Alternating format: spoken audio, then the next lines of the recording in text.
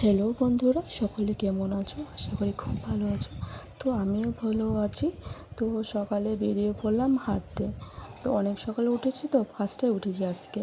তো ভাবলাম একটু হাঁটাহাঁটি করে আসি, শরীরটাও ভালো লাগবে। আর সকালে ঘুম থেকে উঠলে অন্য সারাটা দিন অনেকটাই ভালো লাগে। তো আমি দেখো ধান ক্ষেতটা কি সুন্দর লাগছে, তাই না? সবুজ।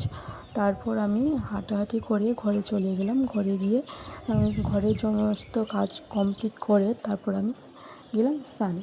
তো স্নান ধান কমপ্লিট করে এসে তো আমি যে এইগুলো ক্রিম ইউজ করি, তারপর চলে গেলাম ঠাকুর ঘরে গিয়ে পুজো দিয়ে পুজো কমপ্লিট করে নিই। আর পুজো হয়ে যাওয়ার পর আমি চলে গেলাম রান্নাঘরে রান্না করতে। তো এখানে চাল আর ডাল দুটো ভিজিয়ে রেখেছি, তারপর সয়াবিনটা ভিজিয়ে রেখেছি, তারপর সবজি আলু এসব কেটে নিয়েছি।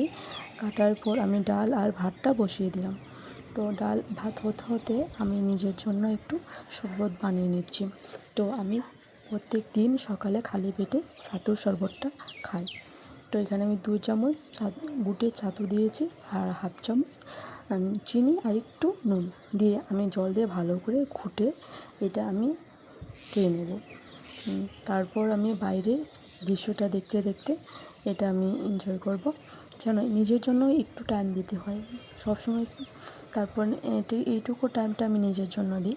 তারপর আমি আমার এদিকে ডাল ভাত হয়ে গিয়েছে, তারপর আমি আলু আর সয়াবিনটা ভালো করে ভেজে নিয়েছি। তার ফাঁকে আমি এই ডাল আর চালটা যে ভিজিয়ে রেখেছিলাম সেটাকে আমি বেটে নিয়েছি শিলনোড়ায়।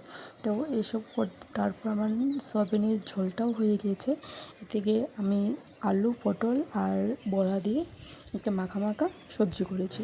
তারপর আমার রান্না কমপ্লিট হয়ে যাওয়ার পর আমি চলে গেলাম কাপড় গোছাতে। তো ঘর গোছানো হয়ে যাওয়ার পর মোটামুটি আমার সমস্ত কাজ কমপ্লিট, রান্নাবান্নাও কমপ্লিট, সমস্ত কাজবাজ কমপ্লিট হওয়ার পর যেন সকালে ঘুম থেকে উঠলে একটা সুবিধা কি, তাড়াতাড়ি কাজগুলো হয়ে যায়।